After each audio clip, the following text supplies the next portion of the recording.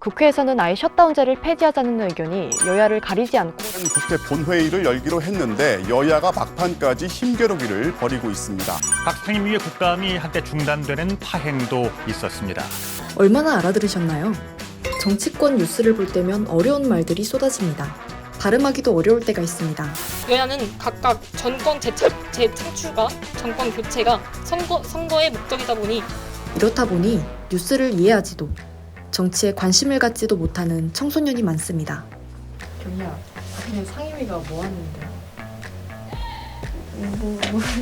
자, 총선이 누구 뽑는 선거야? 경선? 경선이 누구 뽑는 선거인지 알아? 경기도. 더불어민주당 이번 경선에 누가 승리한지 알아? 제가 뉴스를 안 봐가지고 관심이 없어요. 하지만 지난해 총선부터 18세 청소년도 투표를 해야 하고 그만큼 정치 뉴스에 대한 이해도 필요한 상황. 뉴스라이브는 정치가 뭔지, 정치를 어떻게 바라보면 좋을지 묻기로 했습니다. 정치를 가장 잘 알고 있고 정치를 직업으로 삼고 있는 사람들에게 말입니다.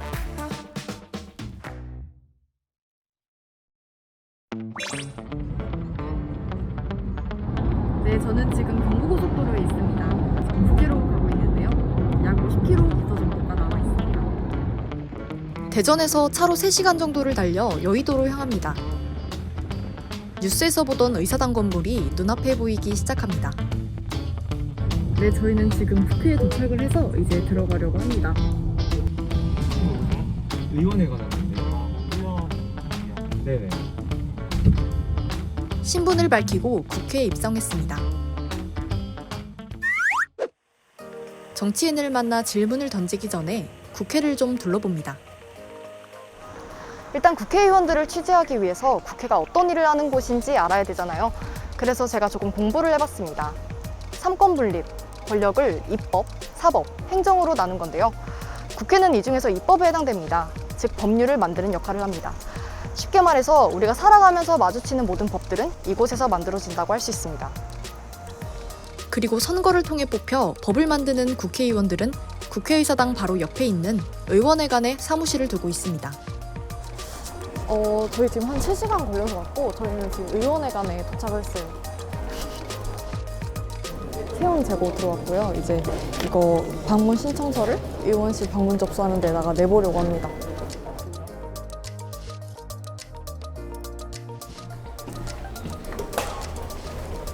네, 저희는 지금 4층에 도착을 했고요. 여기가 의원실입니다. 저희도 이상민 의원실로 한번 가보도록 하겠습니다.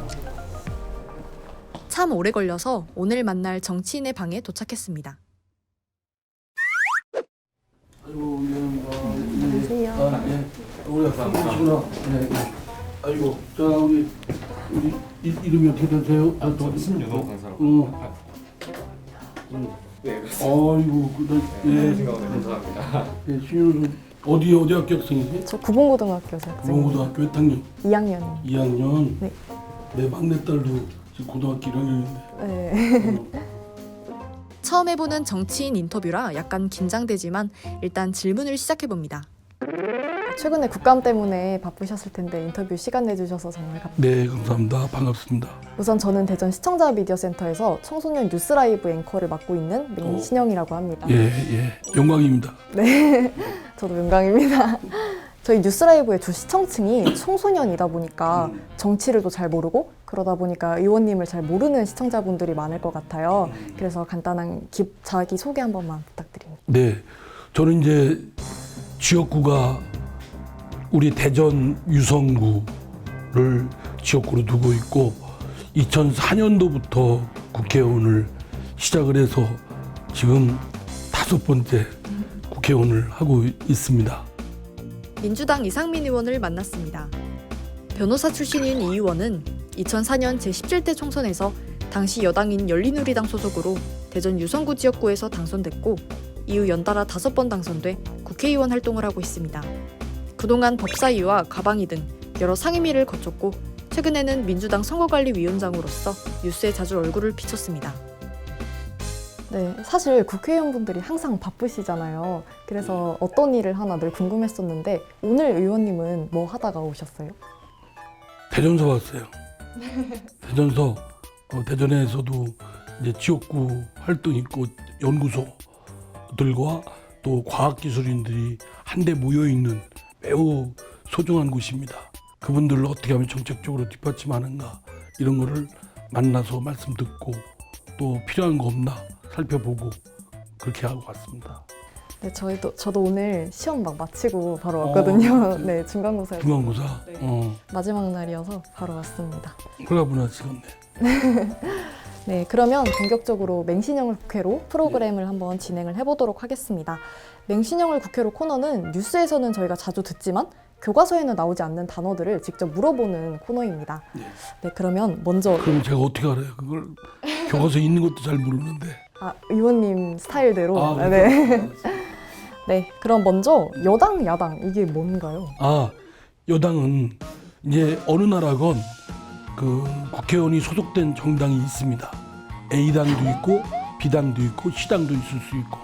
근데 그 중에 국가를 끌고 가는 말하자면 우리나라로 말하면 대통령 또는 그 의원내각제, 영국이나 독일, 일본 같은 경우는 수상, 총리를 배출한 정당, 그 정당이 여당이고 그 상대방 쪽에 있는 정당이 야당이라고 합니다. 여당은 아무래도 집행부를 뒷받침하는 쪽이고 야당은 집행부와 여당을 비판하는 또 감시하는 그런 역할을 맡고 있죠. 그러면 의원님은 여당 쪽에 속하시는 예. 거네요? 저는 이제 더불어민주당 소속이고 문재인 대통령이 더불어민주당 소속이니까 그 여당입니다. 그렇군요. 사실 저도 뉴스를 보는 청소년의 입장으로서 국회의원을 하면 떠오르는 이미지들이 있어요. 그래서 제가 사진을 준비했는데 한번 봐주시겠습니까? 이렇게 이런 이미지들이 떠오르더라고요.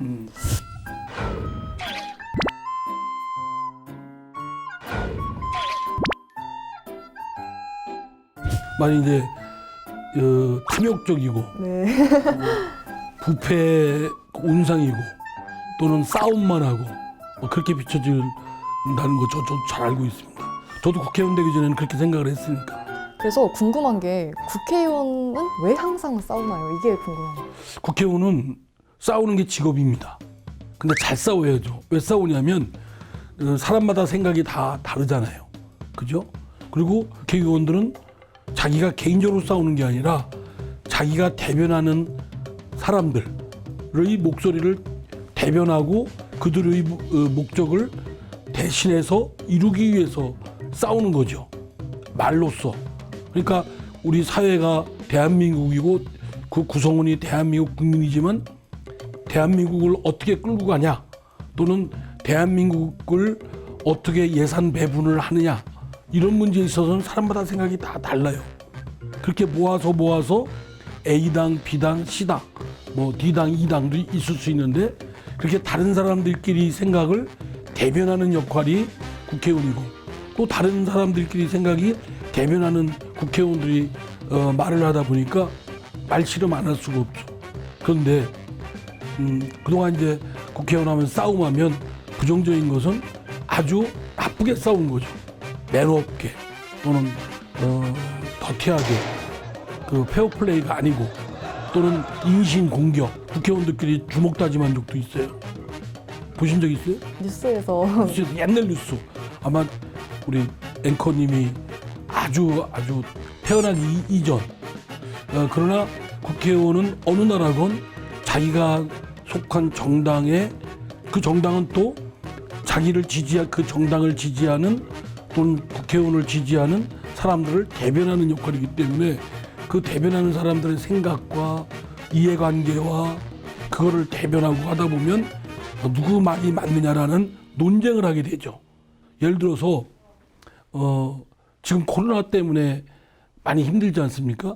특히 힘든 분들이 그 우리 동네에 있는 음식점, 식당 또는 자영업 하시는 분들이 그 방역 때문에 영업이 안 되니까 엄청난 손해를 보고 있잖아요. 그럼 이거를 어떻게 할 거냐 가지고 이제 논쟁이 붙습니다. 그 정의당은 이분들에 대해서 그 손실부상을 전액을 다 손실해 주자라는 쪽이고 더불어민주당은 형평성 차원에서 그리고 그 막대한 재정을 어떻게 감당할 거냐. 그러니까 다 줄 수는 없고 조금씩 뭐 80% 또는 일부 한정돼서 줘야 된다. 이거 가지고 논쟁이 붙는 거예요. 국민의힘도 있고 또 여러 생각이 있을 수 있기 때문에 뭐 그렇습니다. 그런 것들입니다. 다만 그 방법과 절차와 여러 가지 행위는 법이 정해진 방법, 또 스마트한 방법, 또 젠틀한 방법으로 해야 되겠죠. 네, 알겠습니다. 그러면 너무 이렇게 사례들을 잘 말씀해 주셔가지고 제가 질문을 그러면 각 당은 기본적으로 어떤 입장 차이가 있어서 싸우는지 궁금합니다. 철학 차이도 있고 이해관계도 있고 또 그러니까 자신들이 대변하는 계층의 목소리 뭐 이런 거가 주되게 작용하죠.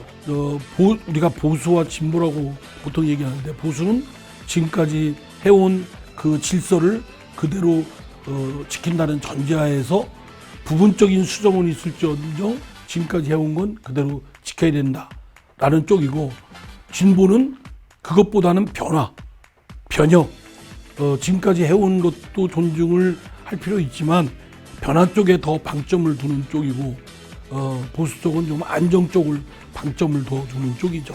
그러나 그렇다고 해서 진보가 이 안정을 완전 무시하는 것도 아니고 또 그 보수가 변화를 또 배격하고 그러는 건 아니에요.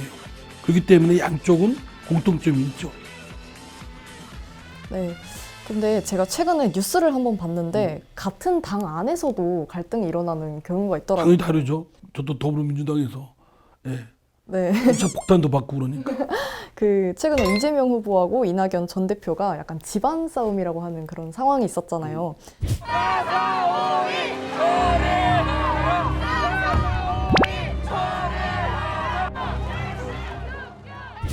같은 당 안에서 이렇게 갈등이 일어나는 이유는 뭔가요?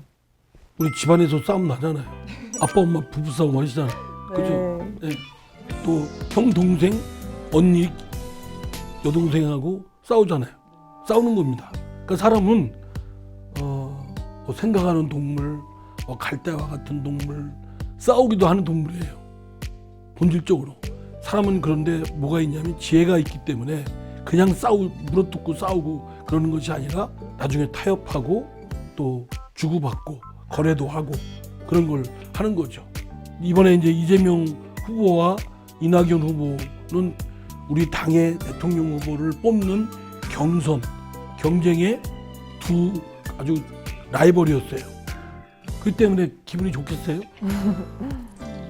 그분들을 도와주고 지지한 분들이 볼 때는 왜냐면 토론할 때마다 자기를 공격하고 뭐 대장동 의혹이 어떻고 당신은 총리 때 뭐했냐 막 공격하고 그건 늘 있는 일이고 그러다가 또 시간이 지나고 우리도 이제 앵커님도 친구하고 이렇게 막 감정이 안 좋고 막 말다툼하다가도 시간 지나면 이제 좀 미안하다는 생각도 들고 또 저 친구가 있음으로써 나도 좀 마음이 편안해지고 그죠?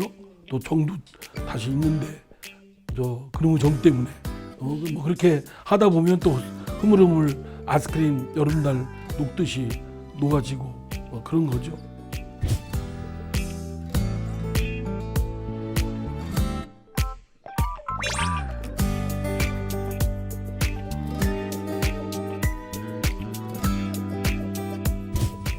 네. 그러면 마무리 지으면서 추가 질문을 드리고 네. 싶어요. 청소년이 정치를 바라봄에 있어서 중요하게 생각해야 하는 것은 어떤 걸까요? 지금까지 이제 정치에 대해서 이렇게 좀 부정적인 것들에 대해서만 좀 질문하시고 그랬는데 사실은 정치는 매우 중요합니다. 그렇기 때문에 정치를 하는 사람들이 기대만큼 못해서 그 사람들이 비판은 할 수 있어도 난 정치에 관심 없어 무관심 외면 이거는 결국은 자기한테 피해가 옵니다. 그리고 악화와 양화를 구축한다고 그럼 나쁜 맘 먹은 사람 자격이 안 되는 사람들이 정치를 하게 되면 결국은 피해는 고스란히 정부한테 오는 거거든요. 그러니까 나도 정치를 해야 되겠다. 시민운동도 정치고 또 직접 나가서 직업인으로서의 정치인 국회의원 하는 것, 대통령을 하는 것도 정치고 유권자가 투표하는 것도 정치고 그럼 잘해야 되죠, 그죠? 그리고 그에 대한 정보도 잘 얻어야 되고. 네, 제 친구들이 항상 이제 이번 대선을 앞두고 투표권을 가진 친구들이 하는 말이 자기는 투표를 하고 싶은데 어떻게 투표를 해야 될지 모르겠다. 정치가 뭔지 모르겠다고 이렇게 항상 저한테 얘기를 했었는데 오늘 의원님 말씀을 듣고 이 친구들이 이 대화를 듣고 아마 정치를 이제 올바르게 바라볼 수 있지 않을까. 그러니까 관심을 가져야죠. 관심 갖지 않고 그냥 쭉 여러 사람 중에서 우리가 아직 고등학생이시니까 미팅 안 해보셨네? 네. 해보셨나요? 안 해봤어요. 친구들 해본 친구들이 있죠? 잘 모르겠어요. 해본 친구들 있겠지. 근데 하여간 저희 이렇게 미팅할 때 파트너에 대해서 내가 평소에 어떤 나는 이런 이성하고 사귀고 싶다 이런 생각이 평소에 좀 있으면 딱 눈에 띄는 사람이 있는데 그런 거 없고 나는 이성에 관심도 없고 그러면 가서 밋밋하잖아요. 감정도 없고 감흥도 안 생기고 별로 누가 눈에 딱 들어오는 사람도 없고 그와 똑같아요. 그러니까 자기 눈에 딱 들어오게 하려면 평소에 자기가 좀 이렇게 공부도 하고 각 후보들에 대해서 어떤 사람들인가라는 정보도 입수하고 한쪽만이 아니라 다른 쪽의 시각도 뉴스도 보고 내가 만약에 이번에 대선에 나간다면 라고 가상을 한번 생각해 보는 거예요. 나는 어떻게 할까? 어떤 공약을 내걸까? 이런 훈련을 해보는 겁니다. 지금 그래도 당장 대통령 선거에 안 나가더라도 10년 후, 20년 후 그런 기회가 올 수 있잖아요. 국회의원 한번 해보세요. 아주 보람 있고 흥미진진합니다. 의원님 보니까는 정치가 재밌는 것 같아요. 예, 재밌다고 하기에는 그렇지만 굉장히 익사이팅하다고 하죠 우리가. 그리고 이제 보람도 있고 아까 말씀드린 대로 특히 이제 오징어 게임 보셨겠지만 그걸 보면서 우리 사회에 낙오되고 눈물과 좌절과 모든 거에 그냥 해서 벼랑 밖으로 몰리는 사람들이 모여서 자기의 목숨을 건 서바이벌 게임을 하고 있잖아요. 그건 결국은 정치를 제대로 손길이 안 가서 그런 거예요. 제가 그래서 저희 당에 제가 선관위원장이어서 대선 우리 경선 후보들한테 그 얘기를 했어요. 오징어 게임 좀 보라고. 지난번 경선하는 과정에. 그런 걸 보면서 우리 사회에 이렇게 보면은 학교만 다니시고 하면은 대학은 어디로 가냐, 무슨 과로 가냐, 어느 대학 가냐 이런 주된 이슈만 갖고 있는 친구들만 있지 사실은 고등학교도 못 가거나 성적이 나빠서든 또 형편이 어려워서든 또는 하여튼 무슨 사정이든 같은 그런 코스를 밟지 못하는 친구들이 분명히 있거든요.